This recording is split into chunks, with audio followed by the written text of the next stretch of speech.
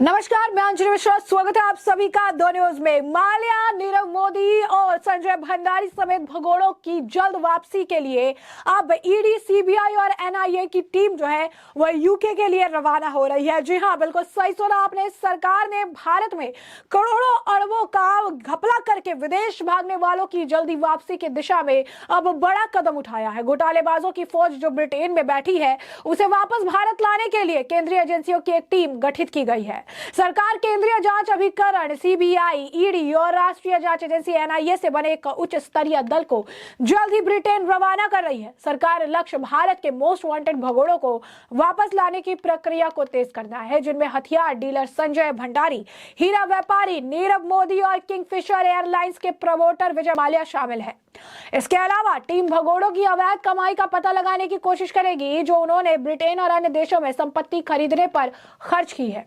सूत्रों का कहना है कि इस दल की अगुवाई विदेश मंत्रालय के एक वरिष्ठ अधिकारी कर रहे हैं। लंदन में भारतीय उच्चायोग ने यूके के अधिकारियों के साथ बैठक तय की है। इन बैठकों में वह सबूत जुटाएंगे जिनसे मालूम चले कि भगोड़ों ने लंदन में कितनी संपत्ति हथिया ली है और उनके बैंक खातों में क्या लेन देन हुए। हथियार डीलर भंडारी 2016 में फरार हो गया था। इससे पहले आयकर विभाग और ईडी ने यूपीए सरकार के दौरान हुई कई रक्षा सौदों की जांच शुरू की थी। ईडी के मुताबिक भंडारी ने लंदन और दुबई में संपत्ति हथिया ली है, जिन्हें बाद में कांग्रेस नेता प्रियंका गांधी वाड्रा के पति रॉबर्ट वाड्रा के सहयोगी माने जाने वाले सीसी थम्पी के नियंत्रण वाली कंपनियों के नाम कर दिया गया था। अब ऐसे में आपको बता दें कि तीनों भगोड़ों का जो है प्रत्यर्पण जो है वो अब इस वक्त जो है अटका हुआ है। तो भंडारी, नीरव मोदी और जो है माल्या का प्रत्यर्पण जो है फिलहाल यूके में अटका हुआ है, क्योंकि उन्होंने भारत वापसी के खिलाफ उच्च अदालतों में अपील कर रखी है।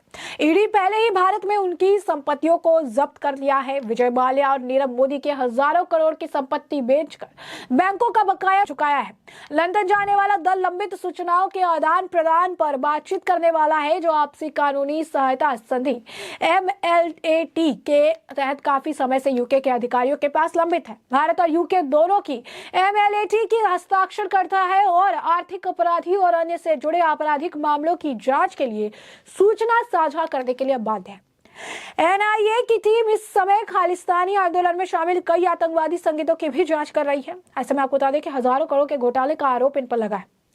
केंद्रीय गृह मंत्रालय MLAT से संबंधित सभी मामलों को देखने के लिए नोडल मिनिस्ट्री है, लेकिन इस मामले में यूके के साथ बातचीत के लिए विदेश मंत्रालय को शामिल किया गया है, क्योंकि अभी अनुरोध उसी के जरिए दूसरे देशों को भेजे जाते हैं। नीरव मोदी पर PNB की 6,500 करोड़ रुपए की अधिक की राशि की धोखाधड़ी का जो है आरोप है, जबकि बैंकों को ठगने के लिए माल्या की 5,000 करोड़ रुपए से अधिक की संपत्ति खुलकर जब्त की गई है। आरोपों की अगर हम बात करें, अगर हम आपको एग्जैक्ट बताएं कि क्या क्या घोटाले हैं और किस तरीके से इन घोटालों के खिलाफ जो है कार्रवाइयां होनी चाहिए और किस तरीके से कार्रवाई हो रही है, तो आपको बता दें कि इस मामले में एक एक करके अगर हम आपको बताएं तो विजय माल्या 9,000 करोड़ ना चुकाने का इन पर आरोप लगा है। माल्या 2016 में लंदन भाग गया था।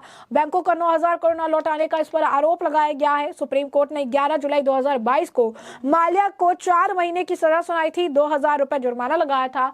सुप्रीम कोर्ट ने माल्या को 4 हफ्ते में 317 करोड़ रुपए वापस जमा करने के लिए भी कहा था। पैसे जमा न करने की स्थिति में सुप्रीम कोर्ट ने संपत्ति जब्त करने का आदेश दिया था। नीरव मोदी के घोटाले की अगर हम बात कर ले तो PNB घोटाले में ये मुख्य है और हीरा कारोबारी नीरव मोदी 2018 से ही भारत से फरार है, ब्रिटेन में रह रहे हैं। नीरव पर मामा मेहुल चोस्की के साथ मिलकर PNB में 14,500 करोड़ रुपए के फ्रॉड का आरोप है।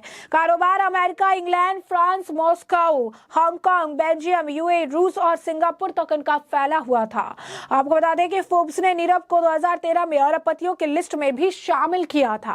अब अगला नाम है आपको बता दें संजय भंडारी का, जिसमें यूपीए की सरकार में कमीशन मिला था और उनके ऊपर भी बड़े आरोप लगाए गए हैं। जांच एजेंसी 2018 से ही वाड्रा भंडारी के कथित संबंधों की जांच कर रही है। वाड्रा यानी रॉबर्ट वाड्रा का यहाँ पर जिक्र हो रहा है। आरोप है कि यूपीए सरकार के दौरान भंडारी को कमीशन मिला, जिससे लंदन में संपत्ति जो है भारी भरकम जो है खरीदी गई है। एजेंसियों का दावा है कि लंदन में प्रॉपर्टी खरीदने का फायदा रॉबर्ट वाड्रा को बहुत ज्यादा हुआ है। ईडी का आरोप है कि संजय भंडारी ने लंदन और दुबई में प्रॉपर्टीज बनाई है, फिर उन्हें वाड्रा के कथित सहयोगी सीसी थम्पी की सेल कंपनियों को ट्रांसफर कर दिया है। मामले में रॉबर्ट वाड्रा आरोपों से इनकार करते रहे हैं। ईडी कई रक्षा सौदों से कथित तौर पर मिले रिश्वत के सिलसिले में भंडारी, थम्पी और वाड्रा की जांच कर रही है। एजेंसी ने भारत में भंडारी की 26 करोड़ रुपए से अधिक की संपत्ति पहले ही जब्त कर ली थी और उनके खिलाफ आरोप पत्र भी दायर किया है, जबकि एक विशेष अदालत ने उसे माल्या और मोदी की तरह भगोड़ा आर्थिक अपराधी घोषित कर दिया है। अब लंदन में क्या क्या होगा जब एजेंसियां पहुंचेगी तो आपको बता दें, माना जा रहा है कि लंदन जा रही जांच एजेंसी की टीम MLAT यानी पारस्परिक कानून सहायता संधि के तहत यूके के अधिकारियों के पास काफी समय से लंबित सूचनाओं के चल रहे आदान प्रदान पर द्विपक्षीय चर्चा करने वाली है। यूके और भारत दोनों के MLATC पर हस्ताक्षर किए गए हैं और आर्थिक अपराधियों और अन्य से संबंधित आपराधिक जांच पर जानकारी साझा करने के लिए कानूनी रूप से बाध्य है। NIA की टीम फिलहाल खालिस्तानी मूवमेंट से जुड़े कई आतंकी संगठनों की जांच भी कर रही है। इस पर क्या आरोप है इसके बारे में भी हमने आपको विस्तृत जानकारी दी है। नीरव मोदी PNB के 6,500 करोड़ रुपए से अधिक कथित घोटाले मामले में वांछित है। 14,000 से ज्यादा का घोटाला बताया गया था। विजय माल्या बैंकों की चूना लगाने का आरोप है। 5,000 से ज्यादा करोड़ रुपए से ज्यादा की संपत्ति उनकी जब्त की गई है। ईडी कई रक्षा सौदों में प्राप्त भुगतान के मामले में संजय भंडारी की जांच कर रही है। एजेंसी पहले ही भारत में संजय भंडारी की 26 करोड़ रुपए से अधिक की संपत्ति जब्त कर चुकी है। उनके खिलाफ आपको बता दें कि आरोप पत्र भी दायर हो चुका है। विशेष अदालत ने संजय भंडारी को विजय माल्या और नीरव मोदी की तरह भगोड़ा आर्थिक अपराधी घोषित कर दिया था। अब ऐसे में अगर आप देखेंगे तो ये बहुत बड़ी बात है कि इनके लिए बड़ा झटका भी है कि यहाँ पर जो है पूरी टीम वहां पहुंच रही है। भारत सरकार के भगोड़े आरोपियों को लंदन लाने की तैयारी कर रही है। इसमें बंद हो चुकी किंगफिशर एयरलाइंस के मालिक विजय माल्या, हीरा व्यवसायी नीरव मोदी और आर्म्स डीलर संजय भंडारी शामिल है। आपको बता दें कि एक रिपोर्ट के मुताबिक उन्हें लाने के लिए अब ईडी, CBI और NIA की टीम लंदन जो है रवाना हो चुकी है। विदेश मंत्रालय के सीनियर अफसरों की टीम और ब्रिटेन स्थित भारतीय हाई कमीशन के बीच लंदन मीटिंग शेड्यूल है। इस मीटिंग में ब्रिटेन के अफसर भी शामिल होंगे। इसमें भारत के अधिकारी से जानकारी जुटाएंगे कि इन भगोड़े अपराधियों के लंदन और अन्य देशों में कौन सी प्रॉपर्टी से पैसा लगाया और कहां-कहां ट्रांजैक्शन किया है। भारत और ब्रिटेन के बीच आपस में जानकारियां साझा करने के लिए म्यूचुअल लीगल असिस्टेंट MLAT है और इसी संधि के तहत भगोड़े आर्थिक अपराधियों को लेकर दूसरे देश में इंफॉर्मेशन जो है हासिल की जाती है।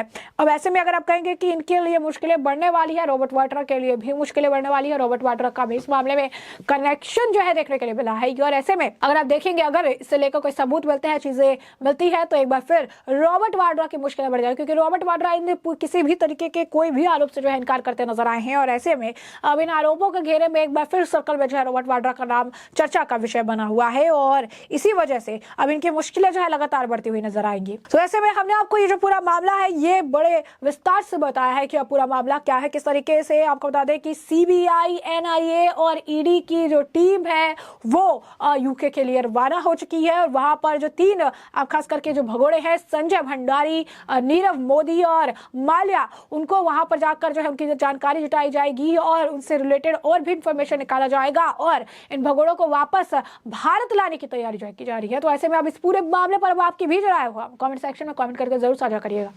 धन्यवाद।